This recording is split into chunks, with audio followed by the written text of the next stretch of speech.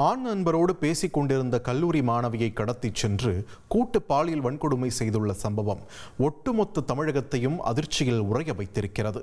நடுநிசியில் நடந்துள்ள குலை நடுங்கச் செய்யும் இந்த சம்பவத்தின் பின்னணி என்ன? இந்த தொகுப்பில் பார்க்கலாம்.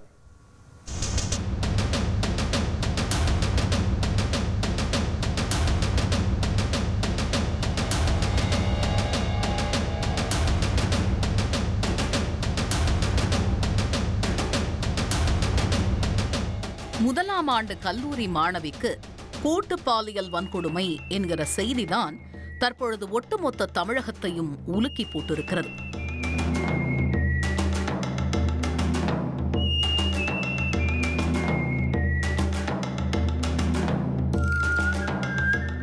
ஆண் நண்பரை அரிவாளால் தாக்கிய காம மிருகங்கள் காருக்குள் இருந்த கல்லூரி மாணவியை கடத்திச் சென்று ஈவிரக்கம் இன்றி கூட்டு பாலியல் வன்கொடுமை செய்துள்ளனர்.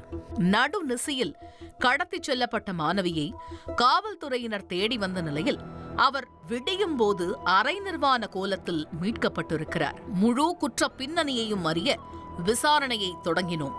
கோவை பீளமேடு விமான நிலையம் அருகே உள்ள பிருந்தாவனம் நகர்.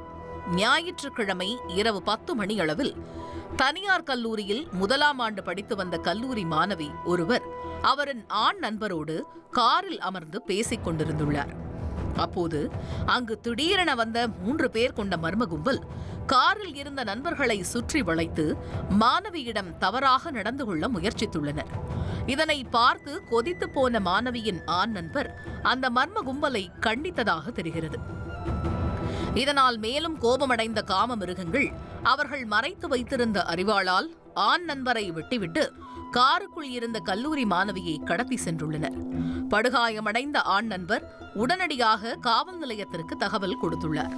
அதோடு அவரையும் சிகிச்சைக்காக கோவை அரசு மருத்துவமனையில் அனுமதித்துள்ளனர்.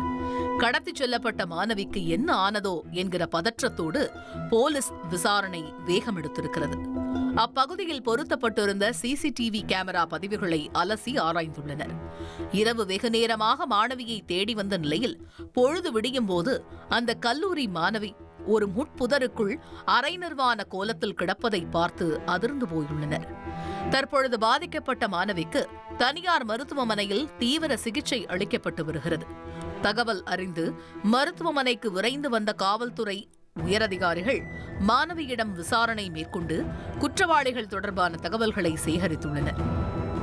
நடந்த சம்பவம் தொடர்பாக வழக்கு பதிவு செய்துள்ள போலீசார் தலைமறைவாக உள்ள குற்றவாளிகளை பிடிப்பதற்கு 7 தனிப்படைகள் அமைத்து தீவிர விசாரணை மேற்கொண்டு வருகின்றனர். திரும்பும் திசை எங்கிலும் கல்லூரி சாலைகள் சூழ்ந்திருக்கும் கோவையில் முதலாம் ஆண்டு மாணவி கூட்டுப்பாலியல் வன்கொடுமை செய்யப்பட்டுள்ள சம்பவம் தமிழக அரசியல் களத்திலும் மிகப்பெரிய அதிர்வலைகளை ஏற்படுத்தியுள்ளது. தமிழகத்தில் பெண்களுக்கு பாதுகாப்பற்ற சூழல் இருப்பதாக எதிர்க்கட்சியினர் குற்றம் சாட்டியுள்ளனர். பெண்களுக்கு எதிரான குற்றங்கள் 60% பெண்களுக்கு எதிரான குற்றம். இதுவரையிலும் மே மாதம் 5ஆம் தேதி 25வது வருடம் மே மாதம் வரைக்கும் 18,200 பாலியல் பலாத்காரங்கள் இந்த ஆட்சியில் நடைபெற்றிருக்கு. இதற்கு பெயர் தான் திராவிட மாடல் ஆட்சி.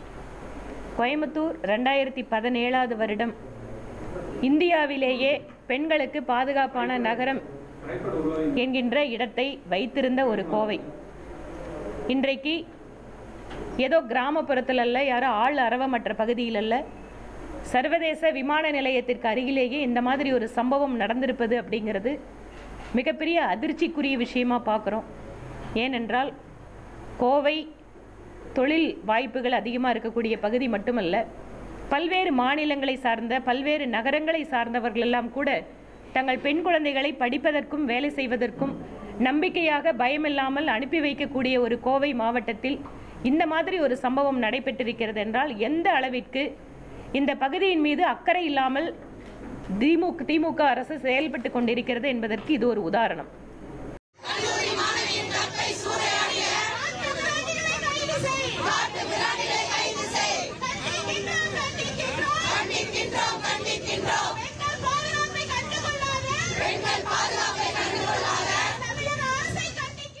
கோவை கூட்டுப்பாலியல் வன்கொடுமை சம்பவத்தில் தொடர்புடைய குற்றவாளிகளை விரைந்து கைது செய்ய வேண்டும் என்றும் அவர்களுக்கு சட்டப்படி கடும் தண்டனை வழங்க வேண்டும் என்றும் பொதுமக்கள் வலியுறுத்தியுள்ளனர்.